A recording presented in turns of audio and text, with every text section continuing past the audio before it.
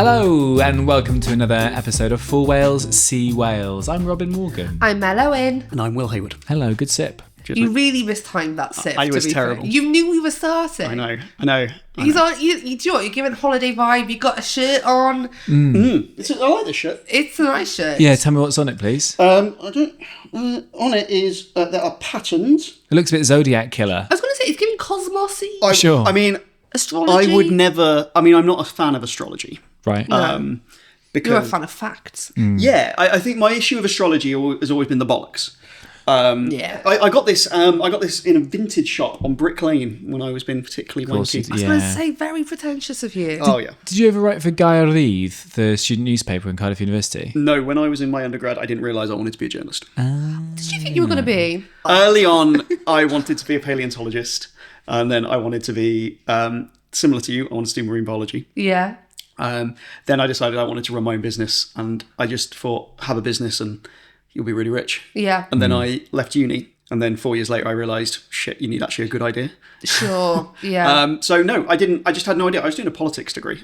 Yeah. I'd been told doing something really general will help keep your options open. Yeah. Sure, yeah. Did you do politics as well? I did. I was the year above Will. No, so did you guys meet at uni? Never. No. I flushed his head down a toilet. That's Yeah, what I was doing. sure, because you're such a big bully guy. Big boy. Yeah, yeah. No, yeah, we were year above each other, but no, so we probably were in... Because we're the same age, but I had a gap year. Yeah. Oh, Gappy So we would have Wanker. been course mates if he hadn't decided to swan off to... Finland. Don't hate. You fucking... What did you do in You Finland? herring shagger. Look at you. Herring shagger. What did you do apart from shag herring? Sleep. You know, you got to keep up your strength for the herring. No, I was working in a college teaching English to people who would correct my English. Yeah. Fair, Am I yeah. like immaculate? Were people there super attractive? I already turned all our Yorkshire listeners against me. Yeah. Basically, everyone was there was more attractive than me. Sure. I love how And taller. when I said, is everybody there really hot? The simple answer would have been yes. Do you know what I mean? Yes. The safe answer would have been yeah. And now it feels like he's got spreadsheets on sort of like the numbers, the data. So when Yes. I went to Finland, I was 18, and I looked 13. Like I looked yeah. a young 13. Well, yeah. I was very, very baby faced. Did you come back a man though? I came back with longer hair. I came back quite Zac Efron-y. Oh, But did High that School put you into Musical. the That Zac was Efron Efron era. that was the High School Musical. We love that, yeah, phase. absolutely. Yeah. Is that when you went into your vest era as well? No, vest era came kind of second year of uni. Sure, okay. Second year. Okay, Yeah, cool. well, did you ever have a vest era? No, I don't think so. No. Maybe I'm yet to come into it. Yeah, there's still time. Still to go. So There I is. Comes discovered the live show. I discovered vests when I dressed as Ace Ventura for a night out. Oh, great, And so that's he a has a fun white one. vest with a Hawaiian shirt. Did you do the proper good quiff? I had the proper good quiff. Yeah, great. Yeah. But then I shed the shirt during the night. Yeah. And was like, I like this. Oh, I love an accidental discovery of you were like, I look great in this kind of thing. I don't think this was accidental. I think he knew what he was doing. Oh, sure. Yeah. If I'm being a mean bitch, which I am. So I was very, very skinny when I started uni. So Sure. I was about 9 stone-ish, like just under 9 stone, like very skinny. And then I discovered weights in second year of uni. Sure. And lifted hard. Yeah. And also ate everything. I ended up being about 12 stone when I left uni. Sure. But the vest looked good Yeah. when I was doing the weightlifting. Yeah. But I never, at that point, never did legs. So I was very... Oh, you had little croissant arms And and, this is- little baguette legs. This is why you feel so at home in Wales. Yeah, just I was a lot of shoulders, but no carbs. Just look like Yeah. a Dorito. It's lovely. Yeah, I was exactly The like, up down Mr. Earth for our Welsh language listeners. Absolutely. Yeah. what's that? Mr. Earth. I don't know what you're saying. So you know the Earth? Oh, yeah. Please, Yeah. Mr. Earth was my father's name. Yeah. Yeah, It's like the kind of I know a triangle can't be upside down. Don't come at me, mathematicians. Right. But Yeah. it is like an upside down triangle with like the lines. Yes. across it. Yeah. And what do each of the colours represent? Yeah. The white first. I'll give you white, red, green. If you are, well, people here are calling you the best type of Welshman, so you know it's important that you know these things. Do you know what the colours represent? I think we should listen to Will first. I think as Robin is actually the Welsh one of the two of us, I think Robin should answer. So the white represents heaven, God. Yeah. Darren Miller, big fan. Yeah. The red is Hell! Very Chaplin. Dan Miller, yeah. not a fan. Sure. Not a fan of that. Famously. I think white blood. But when they say blood, I think they just mean of the nation, of like, not in a war-y kind of way. Sure. Just in like, the Norway, like humankind. the family. Yeah, exactly. And then the green is the earth. Mr. Earth. Is there a Mrs. Earth? Did you see in the comments for our show at the Royal Welsh, someone said, I love how much Welsh words Will was saying when he was surrounded by Welsh culture. No, you at the were Royal smashing it that week. Yeah. I know, I think it's because I wasn't thinking about it. Yeah. You weren't taking a run-up. You were just being in the environment. I know. I was talking how I actually just normally talk when I'm not being recorded. Yeah. Exactly. But we had a great couple of weeks. Well, we did have a great couple of weeks there. Robin loves it so much that he had to be there for a couple of weeks. We couldn't drag him away, even though it was only 4 days. No, we had 2 good apps there. But we've had loads of correspondence, guys. We did like a call out for voice notes. Voice notes, yeah. Yes. Yeah, we have had some in, and we were thinking we could kind of like go through some of those this week. How does that feel? Go like to the that. post bag. Yes, exactly. As we go into the summer, we're going to try, because we haven't stopped recording We're the going pod. to try. We're going to start trying. We're going to actually give it a go, yeah. We haven't really had a break from the pod since we started almost a year ago, and Daryl, producer, has not had a break. So what we're going to do is we're backing up a couple of episodes. So if something outrageous happens in Welsh politics, don't think we're just ignoring it. Yeah. It might be that we just recorded this like kind of a week early or something. Yeah, Laura Jones could change party again by the time we're back. Corbyn's new one. God, yeah. Give them all a go. Reform isn't the party I recognised 30 minutes ago. Got to catch them all. So the first message that we've got is they haven't sent a voice note, they've gone old-fashioned, typed it out. I respect that. Yeah, the commitment as well. Right, so this is from Philip Gilfuss. Now, I think I'm pronouncing that correctly. Philip. Philip. Philip with a P. 2. Two, Greedy actually. boy. Yeah, and 2 L's, because that's always one L or 2. Philip. Yeah. Philip Gilfuss. And 2 eyes. Yeah. Oh, okay, this could go on a long time, actually. He got 3 letters in his name. Right. Philip, I hope this is what you wanted. Just a question for a future podcast, though I've been emailing and commenting on Will's newsletter, so I may be overstaying my welcome. Not to speak for you, Will, but I don't think he is he? No, he's very, very welcome. His comments are very, very good. Brilliant. As a PhD researcher, I'm looking at how different electoral methods affect how elected officials act. But my, quote, speaking in normal person, not academic question is, how y'all think the new electoral system will change how parties/candidates campaign and how they will act in office? In other words, since it will be 100% party vote on the ballot paper, brackets not constituency individual names, do you think that will produce a different Senedd where there's no reason to raise an individual profile, only a party profile, or maybe that's what's just happening already? That's a very good question. It's a very good question. So the premise for his question is that the new Senedd electoral system means that you will vote for the party rather than an individual candidate. We've said in previous episodes, there will be a list of the candidates on the ballot, but the main thing where you're putting your X is the name of the party. So whereas normally in a general election, prospective MPs are knocking on your door saying, vote for me, you're electing me, and they might include their party in that if they think that's going to be advantageous. But quite a lot of the time, like Labour were seen as fairly popular in the last election. So Labour candidates are putting Labour on everything. Loads of Tories at the moment aren't even writing the Conservative Party on their literature. So and that's within the rules, is it? So you can put your stuff out and it doesn't have to say like promoted by sessions, or is it on the really little text at the bottom? It depends. I think it'd be possible for a candidate to put their candidacy out, their thing out, and not say what party it is. Okay. But if it's a party election leaflet, it has to say funded by. Yeah. Like the Lib Dems, especially, are really bad at putting out fake newspapers, aren't they? Yeah. Which say like front page, Lib Dems on for winning in The Lib Dem Times. exactly. So do you guys, when you vote, how much do you think about a candidate? I don't vote. This is really helpful for me I might try it next year. Yeah, I think I love this question because I think a lot of people go into politics for a bit of power themselves. Yeah. I think, ostensibly a lot of them would also go in to try and help people. So I think this election, you can't create the brand of politician first name, second name. You know, like that makes no sense.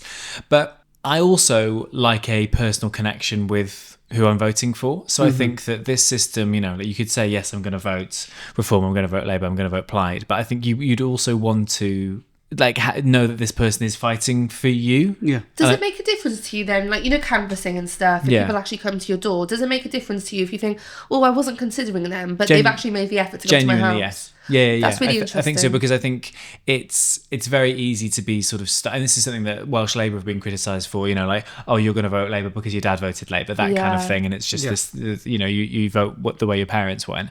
But yeah, I think if people are, you know, we want to have these conversations, the world is a different place to it was 20, 30 years ago, so I think to having these conversations, I think, and we've talked about people, you know, going around the doorstep and stuff. Yeah. You want a human connection. And I think, you know, it's not going to influence, you know, I'm not such a weak individual that, you know, when you agree with the last person who's spoken to you, like, if the Monster Raving Loony Party were the last people to vote, knock on my door before I went out, I'm like, well, that guy, he times it well. Yeah. Count Binface. Exactly. Turns up. Yeah. But I think any sort of conversation with that, and also I like people who work hard, and I feel like that's an element of like, well, if you're willing to put in, you're not taking it for granted, you're willing to speak to people, you clearly are confident enough to sort of communicate your ideas and be held accountable to that level. Not in the sort of like, we pay your wages, but like, this is who you're they're a public servant. For sure. And I think I would rather somebody do that than spend X amount of money doing weird walk and talk videos on TikTok. Yeah. You know, horribly subtitled.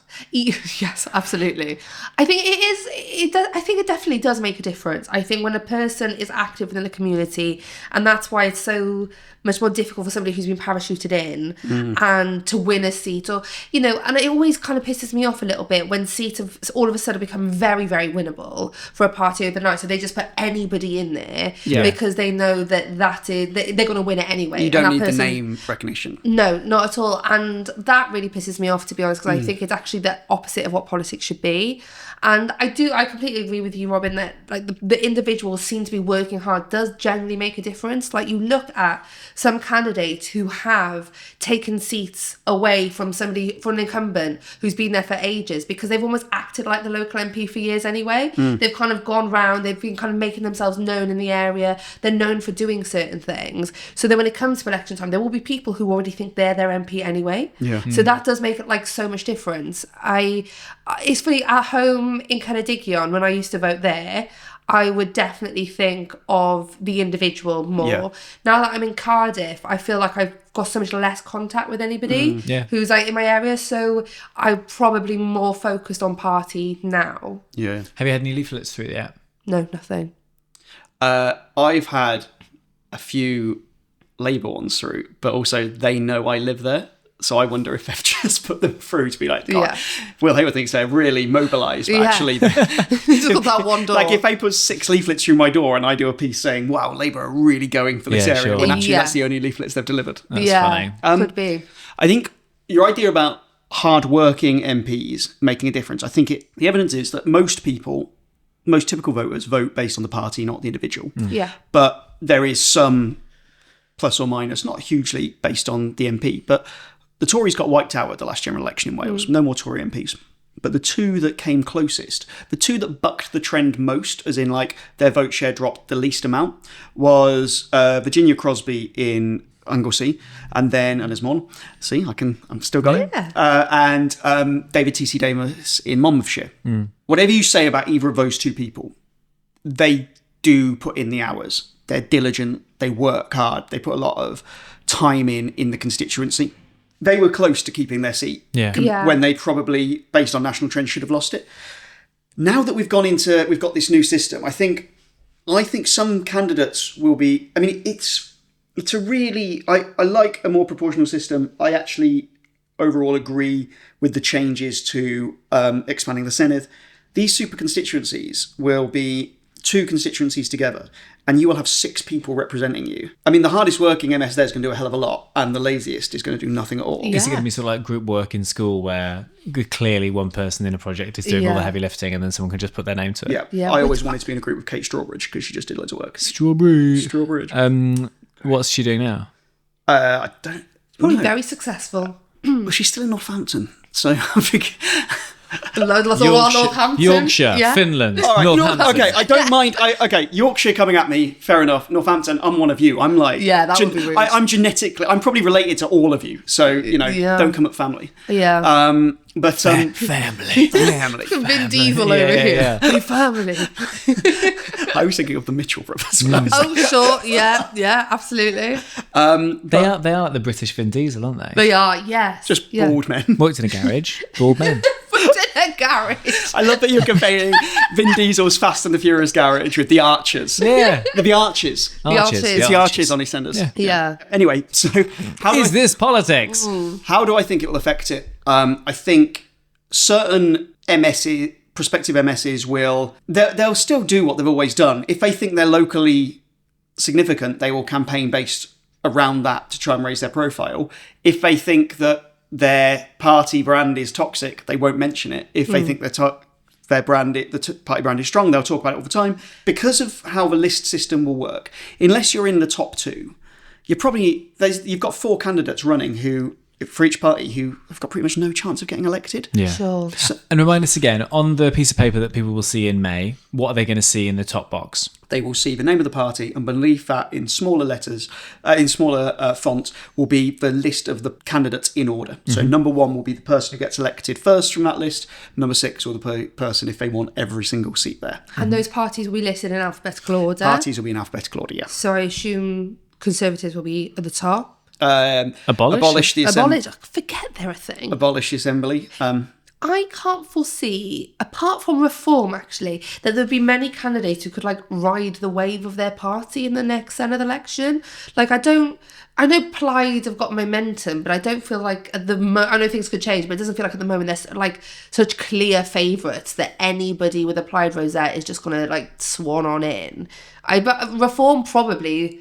we're not going to really know the candidates that well. It's just they're going to ride the Reform wave. It's the brand, isn't it? Yeah, but I can't, with any other parties, see anybody just swanning on in. There'll be certain areas where there is name recognition, but ultimately, because people in Wales are so politically disengaged, say you live in the Vale of Glamorgan and you're aware of Andrew R.T. Davies, you either like him or you don't. So, for instance, my dad lives in Coventry and Zara Sultana is his MP. My dad is very left-wing, Labour member, but he has really liked Zara Sultana as a constituent MP, and I don't want to put words in his mouth or X's in his boxes, but I would imagine he would vote with her, Interesting. with the new party. So what you might lose with this lack of actual names on the ballot is you might lose that thing of people going, well, I'm supporting that person, so I'll stick with them. I actually don't think it's going to make a massive difference either way in terms of how people campaigns. It's all about loyalty to the party because that's what this system reinforces. You've got to be seen by the party as being a real loyal soldier, and it's such a boring way to do politics. Yeah. With the amount of MSs who are standing down at this election, I suppose, and the level of disengagement, I think you'd have to be a really, really big name to be able to still, have there's going to be a lot of new names on this on the ballot papers, aren't there? An incredible amount of new people that people won't have really had much connection with. When Skins season 3 comes out, I don't know any of these people. Yeah, it's a new generation of people. Who are these people? Effie's there. It's fine. Thinking of your mates, what MSs would they know? They'll know Drakeford. Mm-hmm. Yeah, he's standing down. They'd know Gethin. Gone. Possibly he's standing down. They'd know the Rena Corn. Maybe. Yeah. Weirdly, unfortunately, I think they'd all think that Nigel Farage is an MS. Yeah. Do you know what? I think that is if I'm thinking people back home, people that, I was talking to at the Royal Welsh, when we were there and stuff, I think a lot of them would be like, oh yeah, we're voting for Nigel. He's doing so much stuff in Wales. Yeah. He's coming to do the announcements. Has he been in Wales more than Keir Starmer has been in the last 12 months? Probably around the same amount of... Well, Keir Starmer came for the Welsh Labour conference and he was in and out in... Yeah, he didn't even pay parking, did he? He risked it. Yeah. Free for an hour, I can do it. Sure. I'll take it. Take the rest. I'm trying to think who else there would be because I don't even think Eluned Morgan has the profile that the man in the street would necessarily know her. What percentage of Wales would you say know Eluned Morgan? If you showed them a picture, she's relatively new in the job. I think I know where you're going with this because there's been a bit of debate around this and the kind of leading up to the election of people's awareness of Welsh political leaders, right? I haven't read the article because I'm bad at my job, but I reckon of Welsh people, I think 29% of people recognise who she is. I was going to go 30. Okay. Have we gone too high? I actually think it's too high. Do you? Do you have the answer? No. Then why the fuck are we doing this? Unsatisfactory thing ever. Can you have a look just in case there is an answer? Because otherwise this has ruined We'll my have day. the answer next week. I'm really sorry. I don't know why I posed. I've been doing loads of radio and you're sort of like, and we've got this game after this. Like very, very trail-based stuff. Yeah. Good tease. Good tease, Will. I think the other thing... Do we have the answer, Will? So funny. When we were talking, I was like, I'll tell you what, this would be really interesting to know. Yeah. But instead, my answer was, this is my guess. And my guess is fact. Just to briefly answer this, I think the size of this constituency matters. So I'm looking at constituencies now, and I'm looking at the constituency of Brechyniog Tawynydd. And, I mean, it is so big. It is such a huge constituency. So it goes down to the South Wales coast by Swansea. So you're looking at, like, just a bit south of, like, Llandarcy, like Neath. And up into... Yeah, that's insane. Brecon. It go north of Brecon. Brecon's in the middle. It goes all the way north to... it's north of Llandudno Wells. What's it shaped like, please? It's shaped banana. like... Yeah. Like a banana. Like Velvet Underground. That is the size of the constituency. It goes from the coast there. Oh, it's a bit like a fat Italy, isn't it? It's a chunky Italy. Yeah. It's an Italy in January. Yeah, after a lot of pasta. It's level with Aberystwyth Yeah. in terms of how far north it goes. And if you're looking at candidate recognition, you could be the biggest swinging dick in, like, Llandudno Wells. Yeah. But There's a lot of swinging dicks there. What a title. What a title. But that isn't going to carry that much weight in, Ostragunlais. Sure. Is it? No. Who's currently the MS there? There's about 8 of them. Sure. I mean, need them. Jane Dodds is Well, one. of course, because we spoke to her about how big her constituency was. Yeah, for sure. Zooming around in her mini. So in answer to the question, I think we don't know at this point because people are so disengaged with the Welsh Parliament in general. It's hard to know how their behaviour will be altered. Yeah, very true. But time will tell. Indeed, and I think the next Senedd election under these circumstances will kind of know more because we will have a basis of what it's like, and that people will have crunched the numbers by that point and gone, oh, we need to ramp up this populism. Yeah, and also I suppose if these constituencies are this big, like you only need to win kind of 12-13% of a whole massive constituency to win a seat. Like you might in one area just talk about one candidate and in another area talk about another candidate and stuff like that. So it's interesting. Although bear in mind, it'd be really interesting if someone's fourth on the list, if parties are going, oh yeah, get this person elected. And it's like, they can't. Yeah. You've created a system where that can't happen. So the next question is from Rob. I don't know if he's going from Rob or Robert. I don't want to assume, So let's say Robert, Bobby Savell. Do you remember we had a photo sent to us, someone who was working Welsh Cake? Yes. And they did a 4 whale, sea whale singing the flower. Yeah, that was cute. Yeah, same guy. Awesome. Same big Bobby. So this is his question. Rob from Oshawa, a city just outside of Toronto. I just finished your last episode of For Whales, Sea Whales, and if I'm not mistaken, and I often am, we were encouraged to email you or voice message you directly with questions, so I thought I'd try this for the first time. So Will talked about this a few weeks back about how journalism's been impacted by the growing divide politically and whatnot, and certainly in my role of education, politics has got right into it, and you just can't talk about the same things that you did a decade or more ago. But I wonder if that was the case with journalism, with comedy, with your profession, or if comedy sort of, rises above the political divide that seems to be happening in most Western democracies. So, anyways, I just thought I'd ask. It's always fun to hear you guys talk about, your jobs and your lives and everything. So I thought I'd see how that worked out. Thanks. Have a great day. Bye. Cheers, Rob. What a lovely, polite man. Also, we're going global. I know. Also, Canadian, one of the most beautiful accents ever. So Very sweet, isn't it? charming. Very, very nice. So, Robin, you've had to stop doing blackface.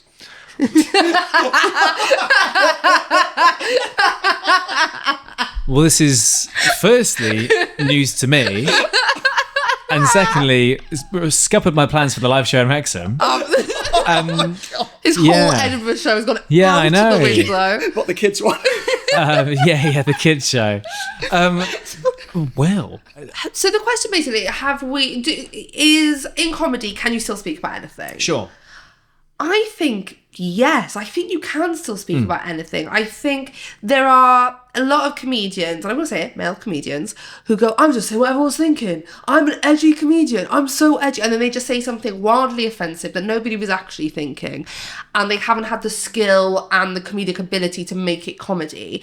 So no, they can't. But I think a good comic, or somebody who maybe it fits more in their like world experience, their lived experience, can talk about certain things, and if they've got the skill to do it properly, will make it into a joke. But that doesn't necessarily mean that every topic is open to everybody. You're a lot more experienced than I am. No, I completely agree. I think there's an element of, I don't think there's anything off limits. No. I don't think that when people say you can't say anything anymore, I'll stand up to rubbish now, you can't talk about these things. First, it's like, what do you want to say? Yeah, go on Say then. what you want to say, but also, as you say, there's I don't think there's any topic you can't talk about. Be intelligent about it. Work out where you're punching in terms of like what the angle of the joke is. But a lot of comics, high profile comics with Netflix specials, will in their shows go, I'm going to be edgy now, I'm going to talk about this, I'm going to do this, I don't care, I can say whatever I want, and then say a very middling joke. But because totally, but because they've then said like, I'm going to say what no one else is saying, everyone's like, oh my god, he's saying whatever, and it's tricking people. It's lying to people about if they'd have just said the joke without this preface. Oh right, okay. Well, I hope it gets better. Whereas, but I think that there are some brilliant comics who are kind of like doing jokes about, for example, the topic of trans people. Yeah. So Rhys James has got a brilliant joke about pronouns in terms of, I don't want to butcher the joke, but in terms of it really raising everyone's awareness of what a pronoun is. No one really knew what the actual word of a pronoun is. Mark Jennings, a brilliant Scottish comedian, has got a really great joke about people. I think the joke. And again, I apologise, Mark, I apologise, Rhys, about talking to a Northern Irish person who was getting very annoyed about trans people, and Mark was pointing out the ridiculousness of the fact there's a place there called Derry and Londonderry with two of exactly the same name. So you can that's like about a topic where it's not ridiculing trans people or a group. That's just one example of these things.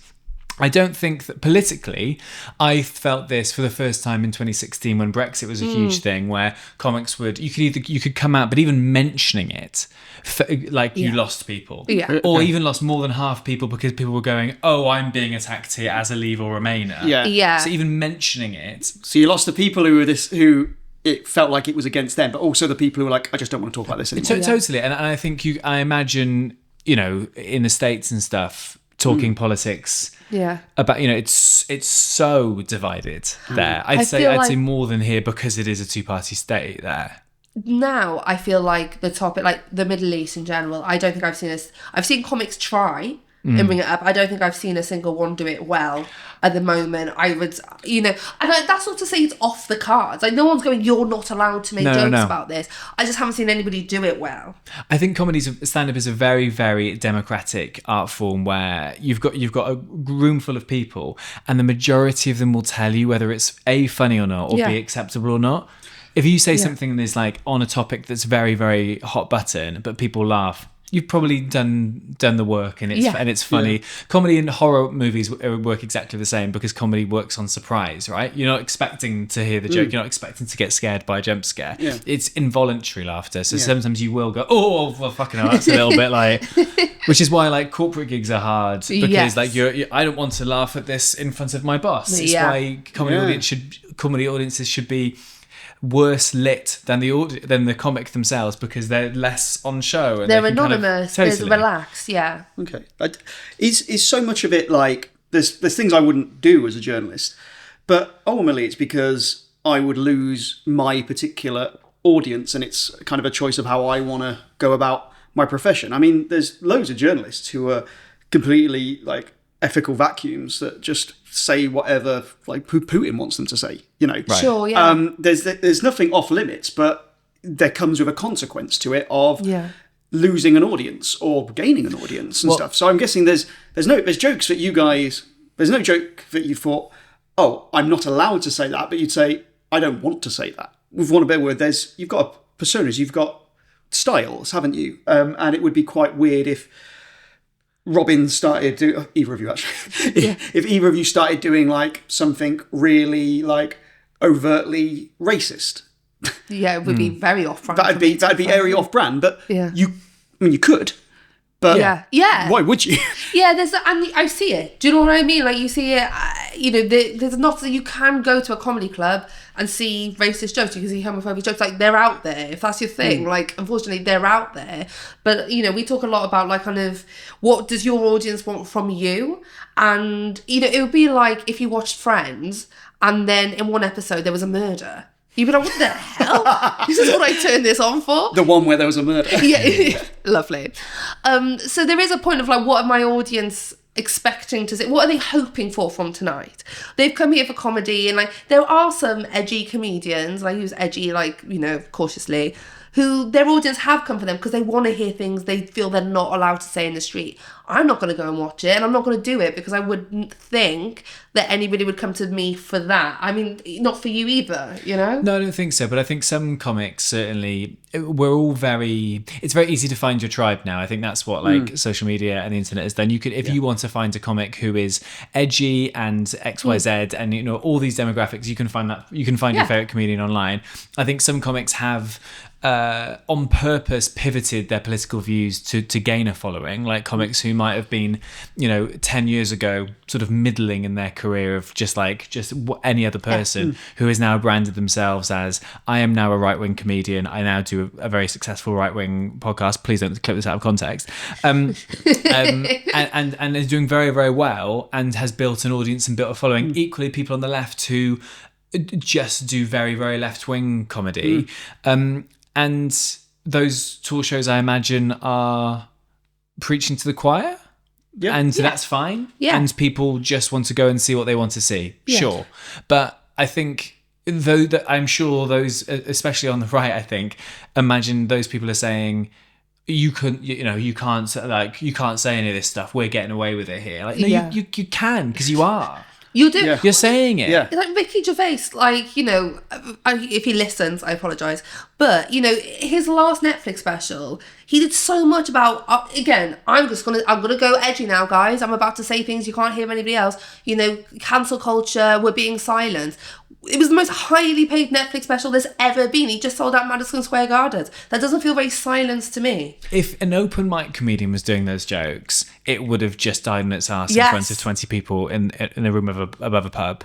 To go into, and obviously, like, he's built his audience, but that's what you get, right? I find it at my very, very small tour shows. They're there for me. They get it. They've bought into the brand, whatever. And if you're 10,000 people watching him, you know what you're getting. And this is, I don't want to be hypercritical of other people. I feel like just make it good. Yeah. Just work hard at it. Like, say what you want to say. Make it funny. It doesn't need to be this tact of like, I am a right-wing comedian. Be a fucking comedian who says right-wing things if that's what you want to be. But make that the first bit of your product. Yeah. That's what gets me. People have come for comedy. Yeah. If they want to go to a TED Talk or a lecture, go to that. Yeah. Although we did an event recently together, which was quite interesting because it was like TED Talky to start with in the first half and then comedy after, wasn't it? That was like, I've never done that before, where it wasn't strictly a comedy night. That was quite odd. It was a good vibe though, wasn't it? It was fun. It was, but it's very interesting. It's like when music and comedy is at the same time. Yes. Or like it's a corporate thing where like there's speeches and things and you have to go, no, now we're changing the tact completely. What you were saying about with comedians, who were kind of middling and have found their thing, like doing the right or the left.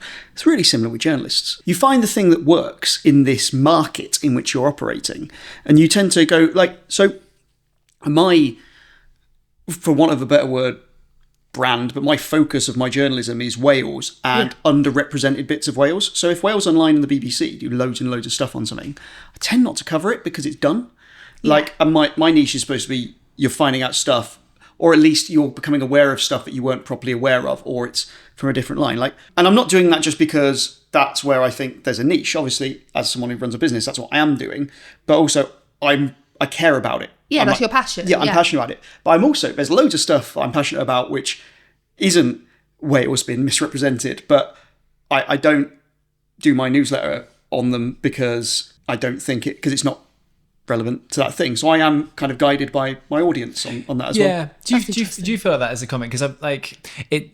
When I started, it was very 2010 was my first gig, and that was of an era, especially in the UK, when you weren't really supposed to say you were doing well. Like self promotion was like a very sort of like very British. Like, no, like American people would go, "Oh, I smashed that gig," or "I'm doing this." Like, you don't want to brag. Like, "Oh, accidentally ended up in the final of this competition." You had to do it in a kind of like, "Oh, sorry." Well, this is awkward, but Whereas in the last sort of 10, 7, 8 years, I think we all have to publicise ourselves more. This has become part of the job, right? In terms of, do you think about? Because I think a little while ago I had a meeting with somebody and they were like, this is what we think your brand is, and I was like, ugh, that feels smelly. But I've kind of got over that a little bit. Do you think about that in terms of like your stand-up persona and stuff? I do, and I think that I'm so early on still, so I'm 3.5 years in, and I'm still possibly working that out. But I've got kind of like 1 show under my belt already. I'm kind of working on my second show now, and I already look back at that first hour and feel mortified that I'd never do any of that work again. But I think that's good because it shows growth. But I still do bear in mind what they've come to me for, and I think also the way that you are in your persona, is in like who you genuinely are, sometimes dictates. Like, I'm a young woman, I kind of have a bubbly, kind of when I'm not kicking off, kind of cheeky persona. There are certain things that just don't kind of sound right in my voice, and I'm still just working out what those things are. And I suppose it's the same like with you as a journalist, Will. There are certain modes of interviewing or things that you'd cover that would feel really odd coming from you, even though you probably do have a view, and there are things I have an opinion on. But I feel like, if I took that on stage, is that what they would? Does it sound right coming in my voice? Yeah, no, I agree. I can see that. I mean, when I've done comedy with you guys, where we've done like radio shows, and you guys have, Robin's been hosting, Mel's been on the panel, and I've been like an additional panelist. I'm like the only non-comedian. You realise how good you guys are. What you did, in a way, it's kind of ruined it for me listening to that sort of thing. Like when I listen to it, I've seen the sausage get made, and it's like, and I'm like, I listen to it rather thinking those people are good rather than that's funny. Do you know what I mean? Well, you've now become a comedian, because that's all we do. We sit at the back and go, that's funny. We don't laugh anymore. 100%. We don't laugh. Like, oh yeah, I can. Yeah, I'm annoyed. See how that happens. Yeah, like just this noise. Or you can always hear the comedians in the room at a gig, because their laugh will either come just before or just after the punchline. You'll hear it. It won't be the same time as the others. Yes, exactly. It's like watching it and you go, I respect how you've done that, rather than that was funny. It's the same with like journalism. Whenever I read things, or like I do like documentaries and stuff like that, I'm now like, when I listen to other ones, I'm not always doing them on their merits. I'm going, I like how they did that. Yeah, for sure. Shall we move on to another question? Absolutely. Right, I've got a very little thing actually, and not a question at all, to finish on. Let me find it now. Imagine if she resigned from the podcast now. Yeah, and that is where I am. Thank you. Okay, so this comes from Matt. Now, I think I'm saying this correct. Nom. But the O has a... The O has a... like a little squiggle on top of it. Like in Spanish. May I see it? You can. Oh, yeah. Neon. It is a squiggle. He's a poet. Hiya, Mel. Something funny for the 4 Wales Sea Wales pod. I'm currently on Google Maps taking in the beautiful hellscape of Cardiff city centre, and I had to do a double take. I think I may have found Robin in the wild outside the Owen Glyndŵr, passing the camera like the old video of Bigfoot. That feels harsh, I'm not going to lie, because I've seen it. You don't look like Bigfoot. That's very kind, but given my predilection for alcohol in the past, I would be outside the Owen Glyndŵr. Fair enough. I wonder if Robin would remember or know where he was when he was captured on maps. Ha ha ha. Oh my God, and then he amazing. gave me instructions as to how to find you. Have I done it? Yes. Do you want to see it? Okay, so one of two things is going to happen. One, I don't think this will be me. Two, it will be another white man with glasses. It's from the back. I'll know this. Very good. Very good. I was going to email it to the podcast, but I thought Robert might see it and spoil it. Keep up the class work. Spoil I think it. this Fuck is you, you. Matt. I'm going to show Will first. Yeah, sure. As the expert. Back expert. That's what Oh Robin my did. God, it's so Robin. That's Robin. No way. Robin. Oh my God, it is me. That is you, isn't Mate, it? I'm not being funny. Do you remember 2 years ago when we were talking about the idea of this podcast and we met on that street for a drink? Fuck off. Do you think it's there? You were wearing that. That's the best. That is a burgundy Grandad shirt from ASOS. I might be wearing the same shoes. No, Mate, I'm that not. is Fuck, you. That's an That is anticlimax. you. And I think we met at the tapas bar on that street. We went to Baccaretto. Yeah. Do you think... So Google Maps has Maps captured captured- the birth of... No, not the birth, the procreation, the conception. Oh my God. That is actually... That was elevated this message so much. That was a night where Robin hadn't stopped giving up drinking at this point. Yeah. And we went My and prime. we had 4 or 5 pints. Yeah. He was absolutely fine. I was off my absolute tits. Yeah. And we were saying, we're going to do this podcast. And we were like, who else we're going to get to do it? And we were like, that Mel Owen is really funny. That mellow in. The only one. That is so funny. That is so fully you. My posture's quite bad. I think Bigfoot is harsh, though. Yeah, decent back. Yeah. Broad Producer back. Daryl, will you... Will you If we put send you a this- screenshot of this, will you put it up on the YouTube? Brilliant. On the YouTube. The speed on which I got on Google Maps to try and find... I dropped the little man on. Mate, that is that night. This is the night That's the incredible. conception of this podcast happened. On my phone. On Face your phone, down. thinking, God, we just created If the it's- thing that's going to save If they'd Welsh stayed there for democracy. 4 hours, they'd have saw me drunk cycling to a wall. Yeah. Yeah. Well. Matt, a great spot. I mean, Congratulations. the fact that you could tell Robin from behind is Your brand absolutely is strong. Your brand is so Yeah, strong. you can't even see my glasses in there. No, it's just the back of you. That's great. Thank you. Is there any more for any more? No, I think I think that. How could we ever peak that now? Live show Wrexham. Come and see my back live. I can confirm it's delicious. Delicious. Wow. I've got stretch marks on my back from when I grew really tall. Really? I have not. I have them on my head from when I won awards. Yeah, it's true. I've been Mel Owen. I've been Robin Morgan. I'm Will Hayward. Bye. Bye.